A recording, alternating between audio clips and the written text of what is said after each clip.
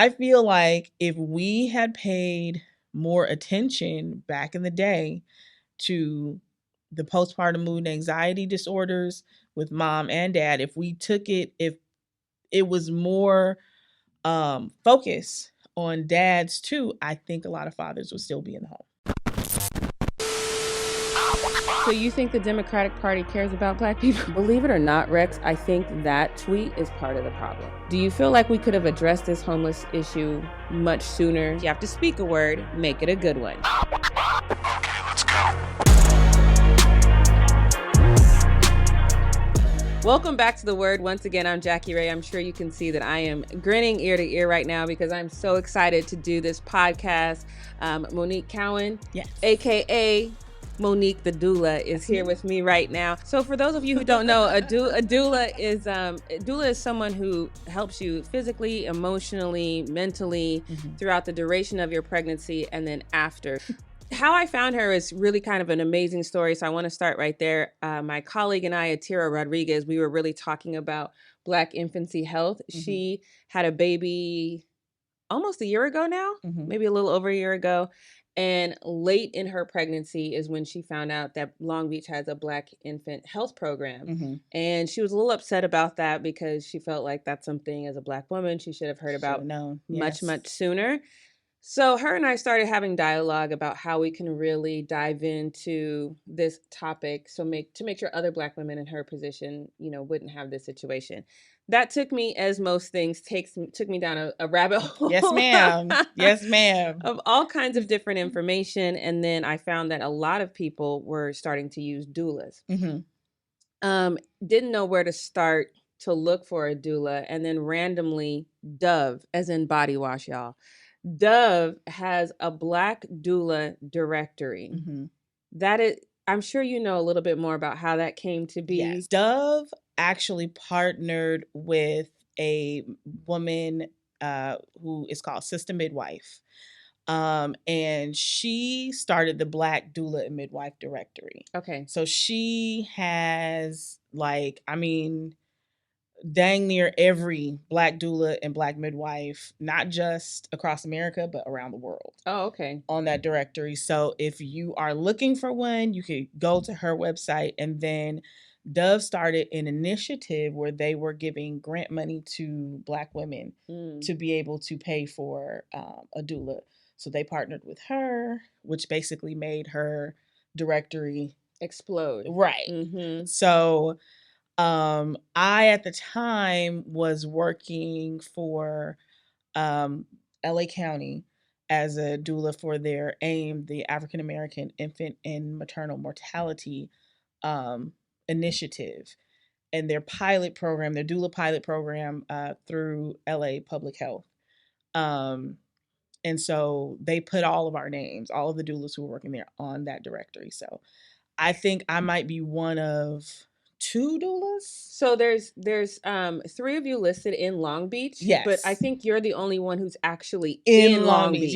Yes. So the other, and I know the other 2 who say that they service Long Beach. Yes. So, but yes, I am probably the only one who actually lives in Long Beach. Doulas is one of those things I think a lot of Black people know about. For me personally, it came to the forefront for me in 2017 after Serena Williams talked about, she went into the hospital and then after giving birth, she had to advocate. She had basically saved her own life because her doctors wouldn't listen to her. And she had a doula, so I don't know what was going on with that. But that's another. But did she have the doula in the? The doula was not there. So that was my question. Yes, yeah. I was watching that documentary, and that whole time I'm like, "Where's her doula?" So why? I have no clue what was going on with that situation. I don't know. But her doula wasn't there, which probably led to a lot of the spiral in she wasn't feeling well, wasn't being listened to, and then ultimately, life-threatening situation. Right. So as a doula, and how long did you say you've been working as a doula? I have been a doula for almost 12 and a half years. What's your journey to become a doula? Oh boy, this little one that's sitting right across from us right now, y'all can't see her. But she's waving back, y'all. My daughter. So I got pregnant. I was living in Atlanta at the time. Okay. And I got pregnant, surprise. I already knew I didn't want to do anything along the lines of surgery. I didn't want anybody cutting me. I didn't want, if I didn't have to have any needles, if I didn't have to have nothing like that around me, cool. So I needed to find out, like, how can I do this? Like, so that's when I started just doing all kinds of research, and I found out about doulas. Okay. So I found a doula who just happened to be a mutual friend of an old classmate of mine. Called her up, and she was very sweet, very even keeled, which I needed because I was just in panic mode. Right. And I hired her. She was affordable too, which was very important to me. And throughout the journey, like, I was going through it, like, my child's father, who we had been together off and on for like years, we was going through it. And when you find out stuff about people, like when you get pregnant, like it's that's amplified. Right. And so it was just like, I can't believe. And then money stuff. And then I was moving back home from Atlanta because I just didn't want to deal with their healthcare system, which is a whole thing. And she was just there. And we did a lot of work together around my mindset, around fear. And at the end of it all, I ended up unmedicated, gave birth vaginally, labored at home most of the time. Labor from start to finish was about 17 hours. And I pushed maybe 4 or 5 times, and she was here. And literally, as soon as I was holding her in my arms, I was like, this is what I got to be doing. Yeah. Okay. So you knew that you wanted to do the same thing. Immediately, I knew. I was just like, because y'all don't understand how scared I was. Like, y'all don't understand. If I could just, and I know because I deal with a lot of clients who are just, is it going to hurt? And I'm so scared. And then they hear about all these other things. And, Beyonce almost died. Good Lord, know? And so there's so much fear. And so that I was just like, I know that my calling is to help women to get over that and get around that and be able to be inside their bodies and understand their desires and have a joyful birth. Sometimes we'll try to say, okay, this is because of their economic status. So when you hear about people who have access to great health care, they have the money and the means, and they're still in these situations, it instills a set of immediate fear because you're like, well, I'm not Beyonce. Right. I'm not Serena. What's crazy is if you look at the WHO statistics, our country sucks when it comes to maternal mortality. The World Health Organization. Right. Sorry, and that's women across the board. That's Black, white, Asian, Hispanic, whomever. That's women across the board. We have the highest one of the highest C-section rates in the world. One of the highest maternal mortality rates in the world. And that's compared with what we would call third world countries or developing nations, right? So countries that don't have the technology that we have in our hospitals are faring far better than we are when it comes to death rates. Do you think, I think that especially here in the United States, after, I think when you have the ability to travel and you kind of see, we rely way too much on technology. I had a girlfriend who was like, I want to have my baby at this time. And so she literally scheduled an appointment. So for me, I was like, is that why the C-section rate is so high? I think that's a lot of it. I think, we have a healthcare system that is based largely in, unfortunately, money, right? Like the prevailing color that is preferred is green. Correct. You know what I'm saying? So when you have these pharmaceutical companies and, doctors, and I mean, it costs so much money to have a baby, y'all. It costs a lot of money to have a baby. And hospitals will charge you for everything. And I'm talking about from you laid in that bed to somebody helped you to get up, somebody helped you to latch your baby, which sometimes, and I've seen it, sometimes it really is just you holding your baby and they're putting the baby on your boob and leave. Like, but you're being charged for that. You know, for Tylenol, for whatever, for all of the things, you're being charged for these things. So if you also put, you know, the anesthesia, if you know, the operating room, it's like it's compounded. So like you can go in there and end up coming out almost with a 6-figure birth. The thing that I think people need to know, and what I am very passionate about, is the community at large needs to understand what birth is for real, needs to be educated about childbirth, about pregnancy and the physiology of pregnancy, the physiology of postpartum, how the community can come and rally around new parents and support them so that, you know, thank God for hospitals for emergencies. Thank God, like really. But birth in and of itself is not a medical emergency. It's just the way that we get here. Yeah, it's natural. Yeah, it's the only way we are here. Literally. So it's not a medical emergency. It is just a natural part of life. You know, when it is an emergency, you go where you need to go. But you know, my goddaughter was born a year ago, and being in the hospital with her and knowing that her mom was, we could see that her, you know, blood pressure was a little elevated. If you're talking about my blood pressure is normal, and I'm not talking about it's at the high of normal, I'm talking about it's steady, it's good, there's nothing to worry about, and it goes up a couple points, maybe. But if we're talking about your blood pressure is elevated to above normal, that ain't normal. That's not supposed to, that's not supposed to happen after birth. It's not. So as well as a fever, that ain't supposed to happen.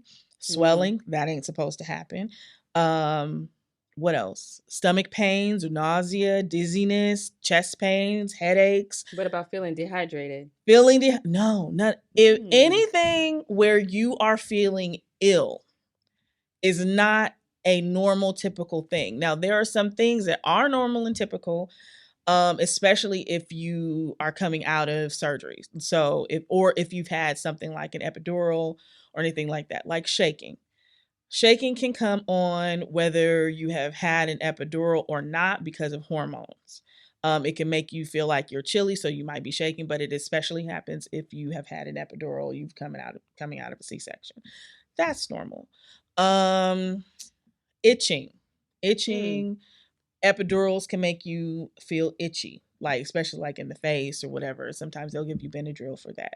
But anything where you are not feeling well, right? Like I feel sick. You're having like flu-like symptoms or anything like that. None of these things are, oh, that just happens, because no.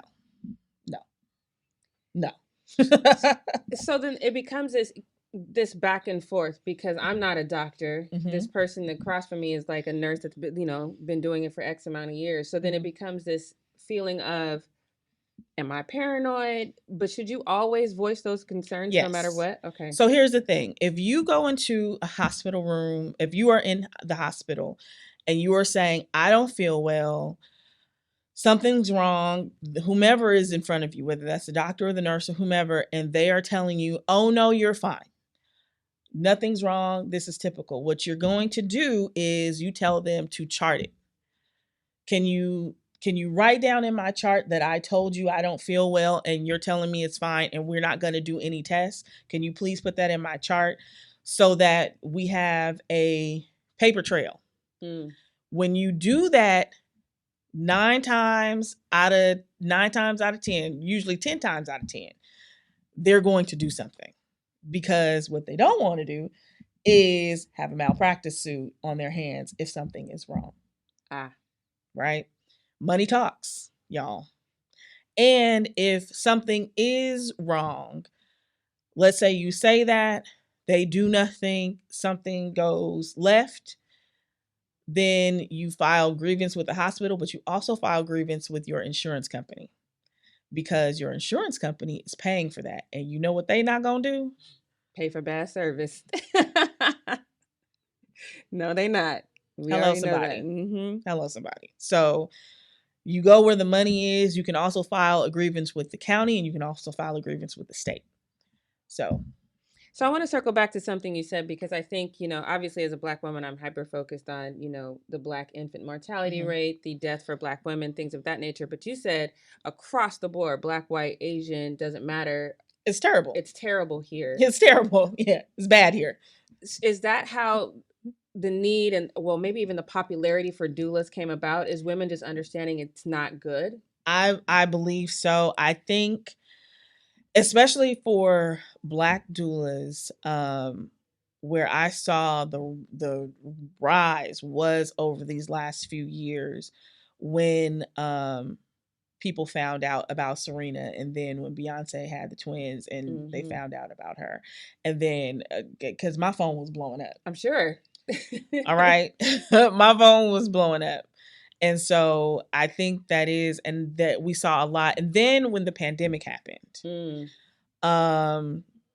when all of these policies started where they didn't really know what was going on. And so at the beginning of the lockdown, in a lot of hospitals, there were women who were giving birth alone. Yeah. Oh, I did not know that. Yes, ma'am. After a couple of months, it started, only 2 people. I did a lot of virtual support for parents who were in there because moms wanted their partners with them. So I did a lot of over Zoom, a lot of over Google Meet, just, coaching, or dad's calling me, what should I do now? And, coaching him on how to. So I did a lot of that. But that also created more of a boom in home births. And so I think people just really getting, was it necessity is the mother of invention? So people started, really doing their research on how can I get around this? I don't really want to be in the hospital. Not only did we hear about these women who are not being listened to, and these, and then there were a lot of things with babies being taken and all kinds of stuff happening. So they were like, not only that, but now we got this disease going on and we don't know what's up. And so there was a rise in like the hiring of midwives and doulas. Maybe talk a little bit about how important the support is for the mom, and then how that translates to the child. So support is number one. And this is my hill right here. That's my hill. That's my soapbox.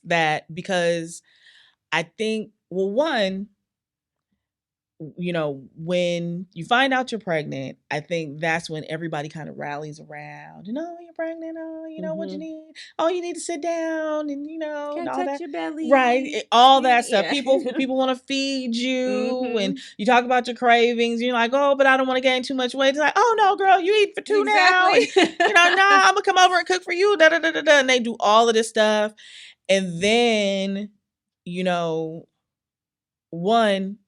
most people have no clue about childbirth. Right. None. Right? What's happening to her body, what's going on during labor, what's happening during delivery, what happens immediately after, the breastfeeding journey, none of that. Like, most lay people have no clue. Even if you, like you said, you have witnessed birth, you've been around people with babies, you just don't know. So that's one. So you don't know what you don't know. And so you don't know how to support when somebody is in labor, when they're in the hospital, what to look for, anything. You don't know. So, and most people, even the parents, they have no clue. So then when you go into a hospital, anywhere, whether you're with a midwife or whomever, because you don't know, you are taking the person who is caring for you as the authority. Right.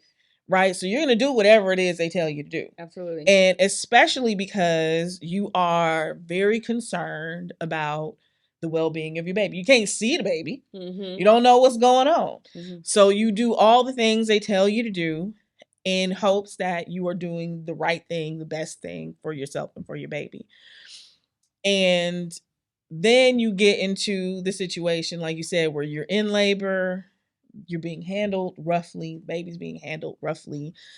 You know, you don't know what's going on, and you might not have a doula. Maybe you never heard of a doula or whatever, or you think you can't afford one, or it's a luxury, or that's white people shit, whatever you think, right? I've heard it all. I've heard it all. So, you know, you don't have trained eyes to let you know, like, baby, this ain't it. Right. Not to mention, most people, but especially our people, are so used to terrible treatment that you just don't know that this ain't the way it's supposed to be. Facts, yeah. So my thing is always support begins at conception. And I'm talking about like way back. Who is surrounding you and your family? Who's surrounding you and the person that you are planning to have this baby with, or that you accidentally got pregnant by? Who, you know, whatever the case might be. Who's surrounding y'all? What are they feeding into you? You know, are they stressing you out? Because stress is one of the biggest causes for preterm labor, because of what stress does to your body. We ain't got time to go into all of that. Right. Y'all go look it up. March of Dimes has some excellent information on preterm labor. Go look it up. So, people who are stressing you out, which is another thing that as doulas that we do. Like, before I'm even talking to you about what's going to happen during labor and delivery, and when you need to call me, and what contractions are like, and all this other stuff, I'm talking about you and your baby daddy. I'm talking about you and your mama. I'm talking about you and your living situation. I'm talking about you and your finances. I'm talking about all of these things that might be stressful to you, that might be causing any issues going on with you properly growing a baby. So that's number one, right? So that type of support is invaluable. And sometimes the people who are around us, who love us so much, give us grief thinking they are protecting us, thinking they are doing us a service.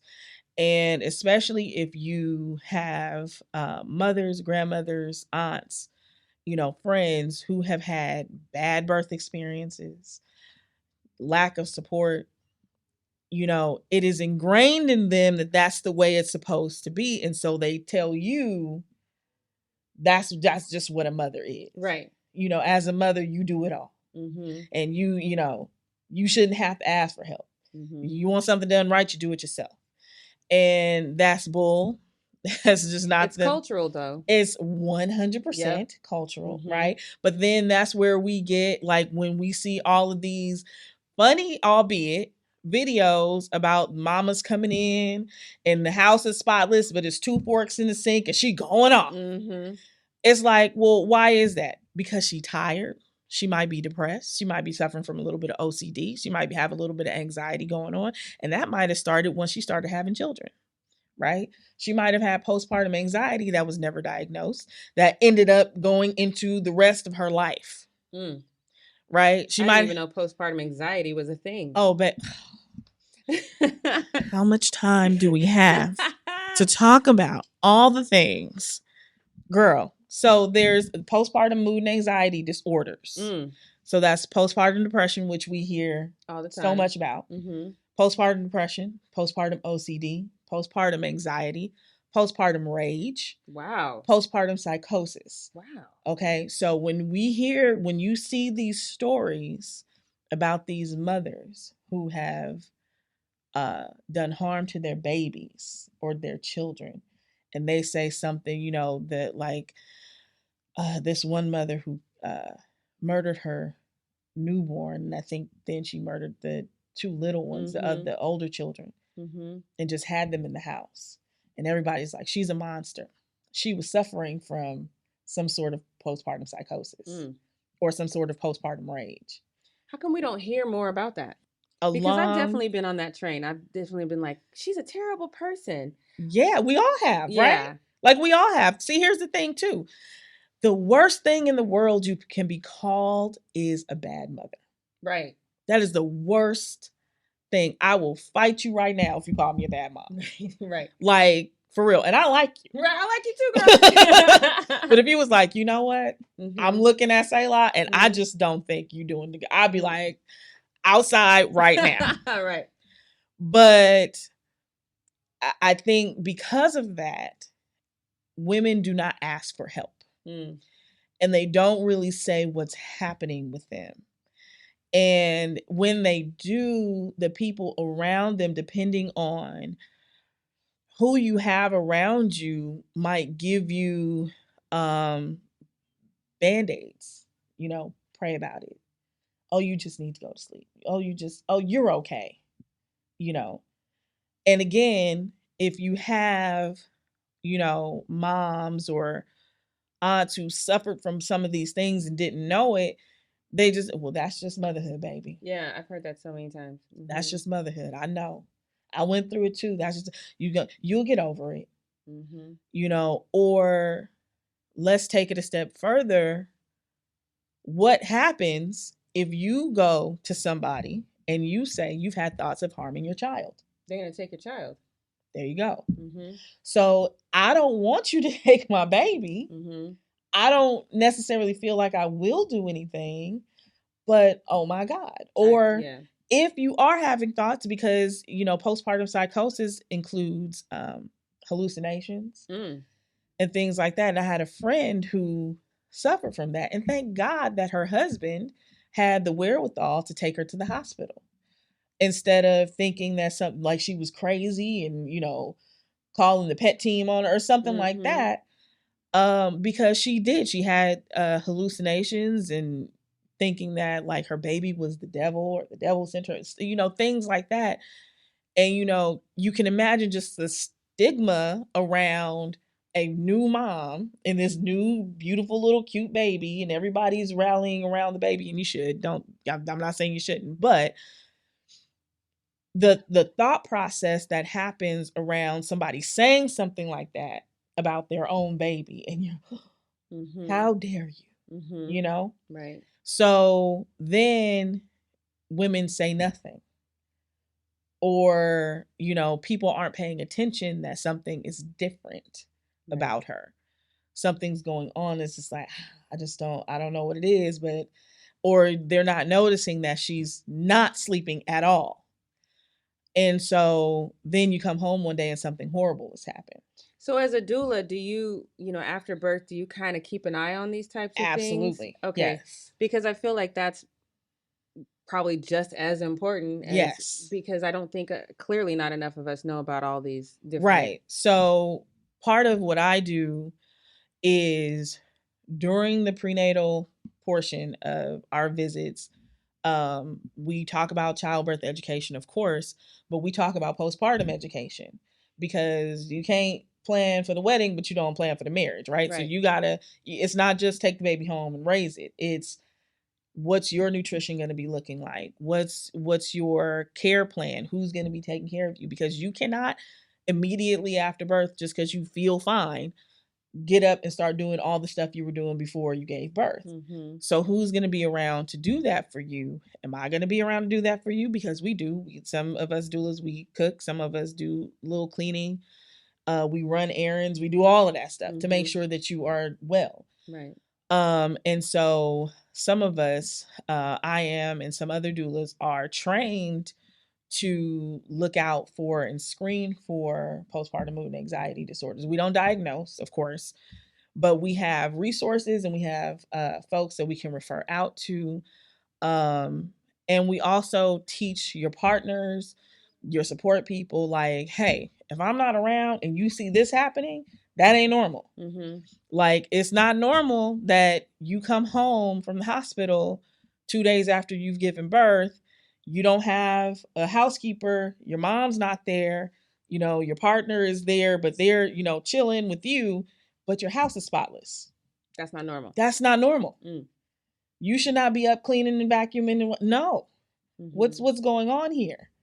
That could be a sign of some sort of OCD going on or some anxiety going on or something like that. It's not normal that you are exhausted and the baby's asleep and you can't sleep. That's not normal. It's not normal that you are super irritable over every little thing. That's not normal. So these are things that we teach and like let you know, like, hey, like if you are not feeling yourself, if you are real, like, I don't feel like, yes, things are different because you have this new little life. You just went through the work of labor and all that. You are tired. Yes, you are. It's the most tired you will ever be in your whole life. But there are some things you should still not, you shouldn't be feeling ill. You shouldn't be feeling a sense of hopelessness. You shouldn't be feeling like you can't do this.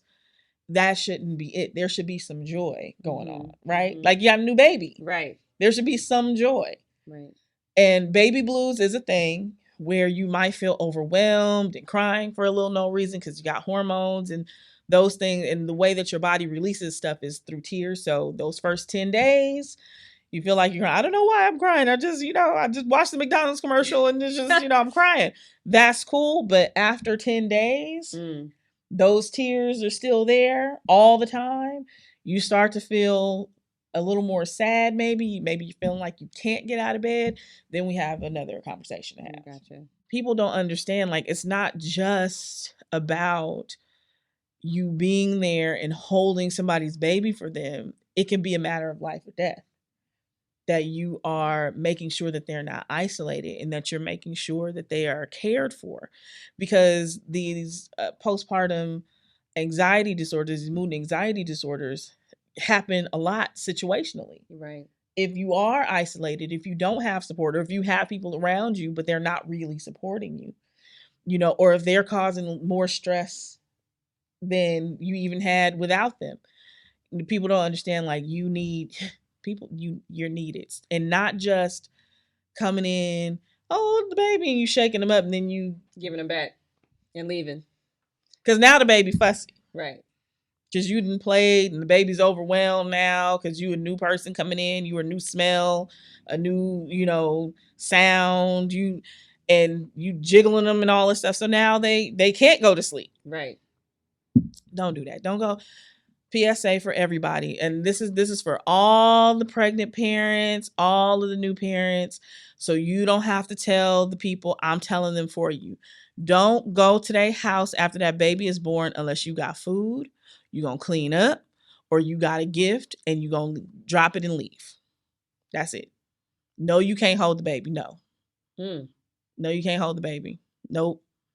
That baby is getting used to the microbiome of their home. They don't need you breathing in their face. You can come see them after 6 weeks. You good. Thank you so much for this. Like this, because this is an education that I think, especially me as a journalist, and I'm sitting down and I'm looking at the numbers and I'm like, okay, I know what's what. But sometimes emotional and psychological things are not something that you can put down on paper. Right. There's not a number that can quantify that, So hearing you talk and I'm like, oh, I've done that, Yeah. And haven't we all, right? Right. Haven't we all? Like, we all go and I want to see the baby. Give me the baby. We've all done, because babies are cute. Yeah. Like, of course you want to see the baby. We know that. But that's, again, another reason why the community at large needs to really know and understand what is happening with the mom, with the parents, because dads go through it too. Dad's hormones change. And listen, fathers experience postpartum depression and postpartum anxiety and all of these things as well. And it is usually dependent on the mom. So if the mom is experiencing it, more than likely, so is dad. And it looks different. And my theory, like, especially for Black fathers, and when we talk about absentee fathers, my theory, it's just my theory. I'm not a medical professional. I'm not a scientist. I'm not a sociologist, none of that, y'all. So this is my theory. Y'all go do your own research. But I feel like if we had paid more attention back in the day to the postpartum mood and anxiety disorders with mom and dad, if it was more focus on dads too, I think a lot of fathers would still be in the home. Because when fathers are suffering from postpartum depression, they tend to isolate themselves. And they tend to either go into like deeper into work, or, you know, they just don't want to be around because the relationship is not working. Like they're fighting more and that type of thing. So they're like, you know what? I'm out. Right. So much to unpack here. Thank you so much for joining. This is such a great conversation. If there's a new mom or parents out there that are interested in you start getting your services as a doula, how can they find you? I am at thecompletedoula.com. You can find me there, or on Instagram at Monique the Doula, or TikTok at Monique the Complete Doula. Thank you so much. This is so great. Like I said, it's great to really, I don't think any of us are just, you know, X's and O's. You know, there's more to us than that. And I have to be honest, going into this, I thought this was going to be an X's and O kind of conversation, and it's so much more to that. and the education, I feel I can be a better godmom now, to be honest, you know, just because of, you know, this conversation. So I appreciate you so much. I appreciate you having me on. Thank you. This is I can talk about this all day, and I'm very happy that you have me on, so that, because the community, like, y'all need to y'all go watch some birth videos. Y'all go take some childbirth education classes. I teach a childbirth education class for single women. How can they get involved in that? Go to thecompletedoula.com or email me at thecompletedoula@gmail.com and tell me you want to be in the class. Perfect. So glad I could give you guys this research or these resources. And I'm really glad that I think a lot of people are probably like me out there. You might be a better auntie, godmom, whatever now, because you have a better understanding and can look at things differently. And so I appreciate you once again. And you guys be good to each other. And don't forget, if you have to speak a word, make it a good one. Okay, let's go.